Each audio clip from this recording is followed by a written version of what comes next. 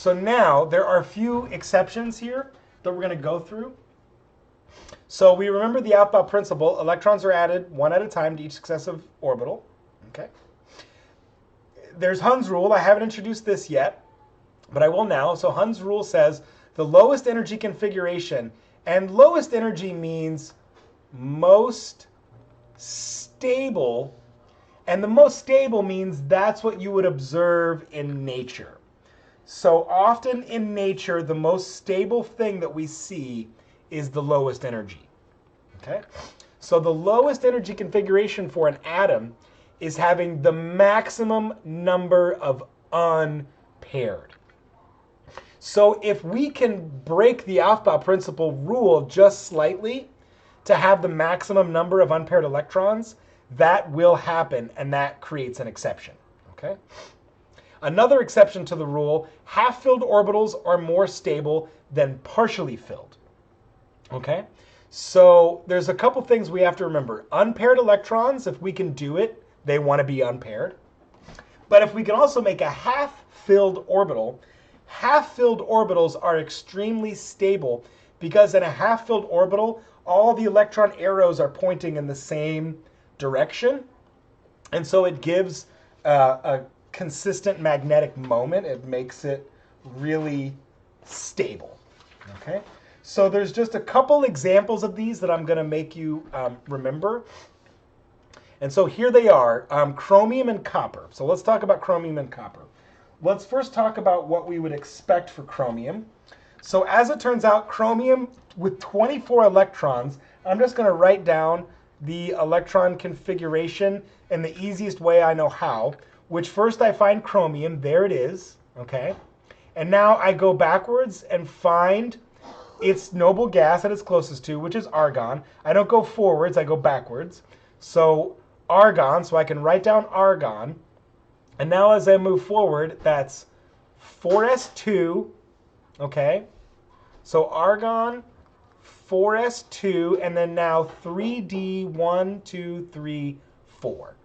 4s2, 3d4. So I could count all the way through, right? I could say 1s1, 1s2, 2s2, 2p6, 3s2, 3p6, 4s2, 3d, 1, 2, 3, 4. However, it's much easier to just write argon, and then after that, 4s2, 3d4.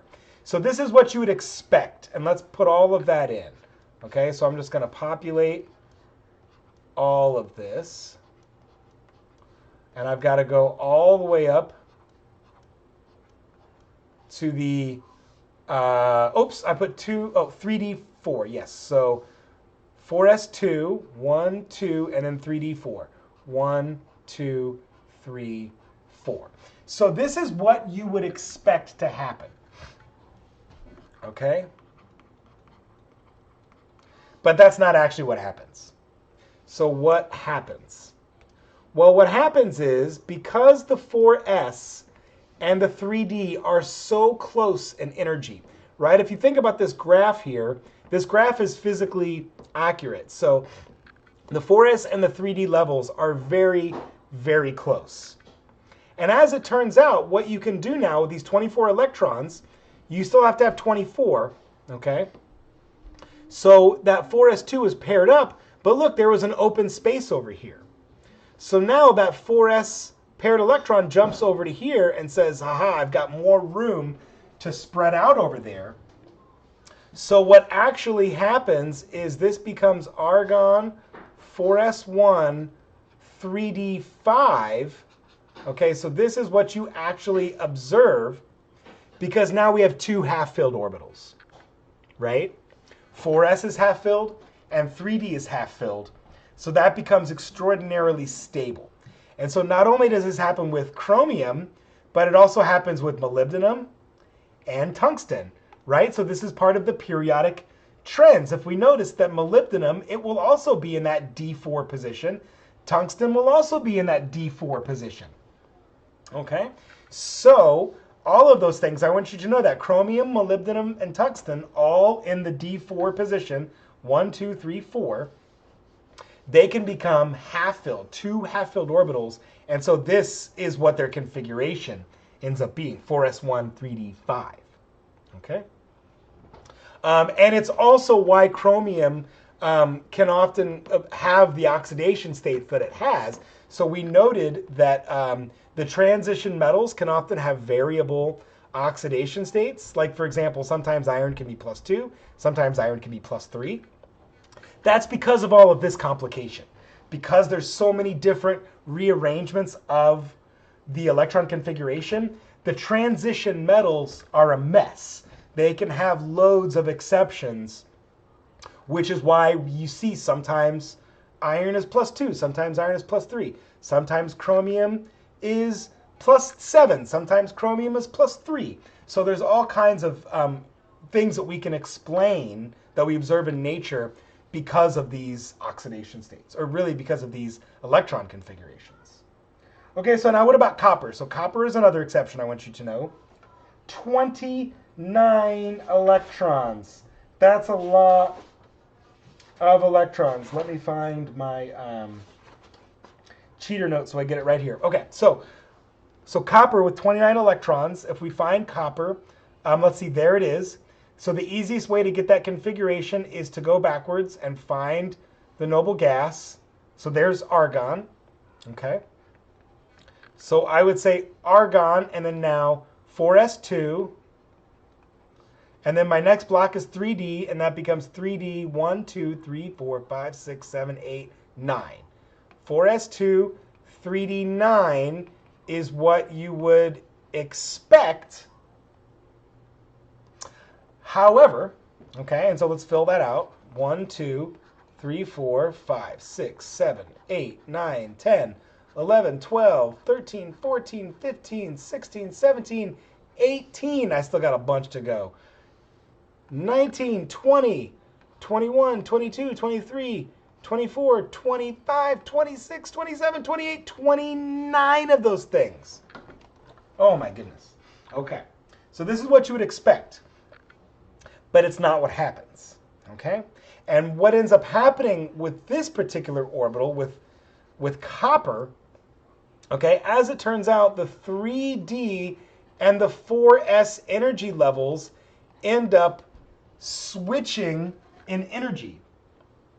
And they end up switching in energy because this becomes very stable with the fully populated shell, okay, or subshell, nearly fully populated. So what ends up happening with this is now you get a 4s1 and a 3d10. So what you actually observe is the following. Argon, and it actually becomes 3d10 first and then 4s1. This is a tricky example, okay? And that's what makes it an exception. I mean, chemistry is like the science of exceptions, okay? And so, as you might guess, the same thing that happens with copper, copper, silver, and gold. Silver and gold do the same thing due to the periodic trends, okay?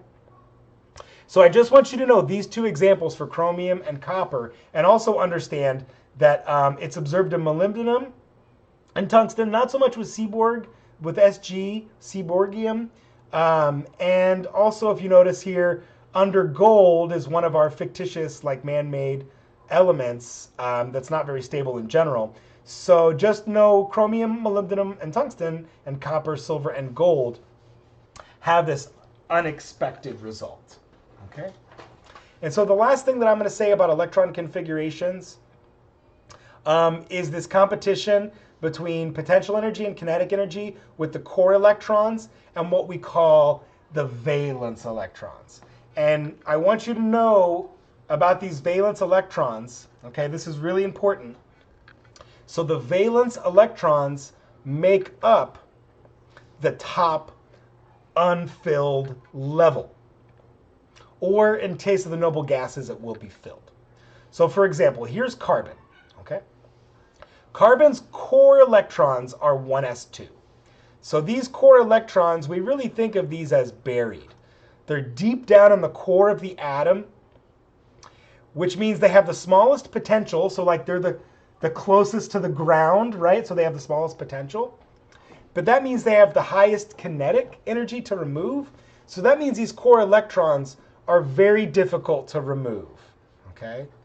So because of this small potential and high kinetic, core electrons are difficult to remove. And so what that means is we don't do a lot of chemistry with core electrons. Don't do much chemistry. They're buried. They're really hard to get to. They are shielded, or rather, excuse me, the valence electrons are shielded. So let's get to that next one. Okay.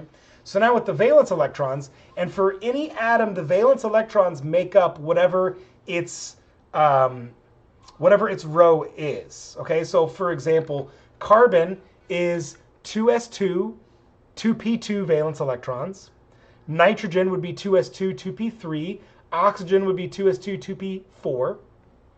But now what about calcium? Okay, so calcium's valence electrons are 1s, 2s, 3s. So calcium only has 4s valence electrons.